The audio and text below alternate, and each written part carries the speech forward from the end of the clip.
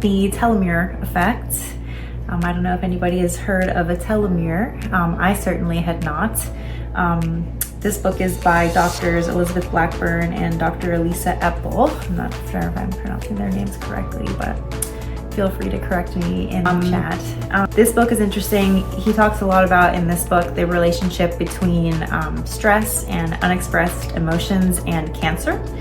And basically how when we hold in our emotions, or we are kind of overly pleasing to other people at the expense of ourselves, that it actually costs us our health and makes our lives shorter.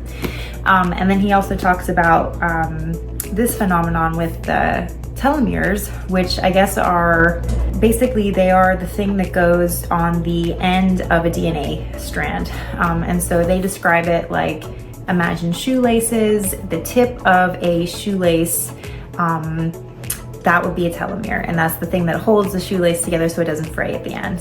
And so the shorter the telomere, the more likely it is that you're going to be aging more quickly, you're going to be having more health problems, and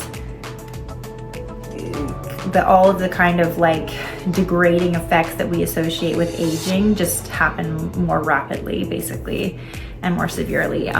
Whereas like long telomeres are also correlated with low stress, let's say maybe self-expression. They haven't necessarily said that in this book yet, but I'm assuming Gabor Mate would say that.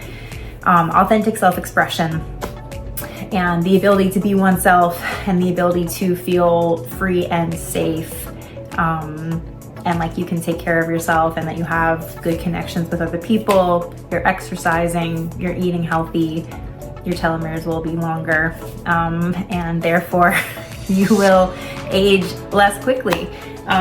So one, I have not finished this book either, I must admit, but the one takeaway that I have gotten from it so far, other than this general relationship between short and long telomeres and short and long livelihoods, not livelihoods, well-being, aliveness. The other takeaway was that, so they say that stress is quite toxic for us if it is in chronic amounts. Like short amounts of stress are fine. They actually can make us more resilient to stress. Like the right level of stress at the right amount, not too much, not too little, is good.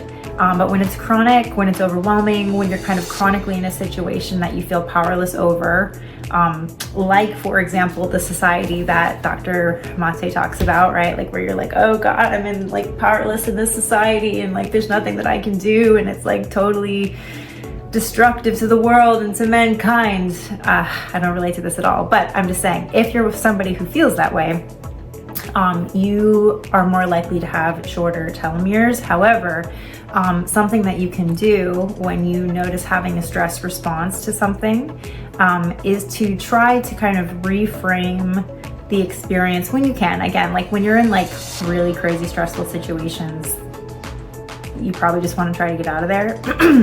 But when you can, like when there is stress associated with like public speaking, or like having a difficult conversation, or getting a paper done, or getting a project done, that kind of stress, try to reframe it like, the stress is getting me ready for a challenge.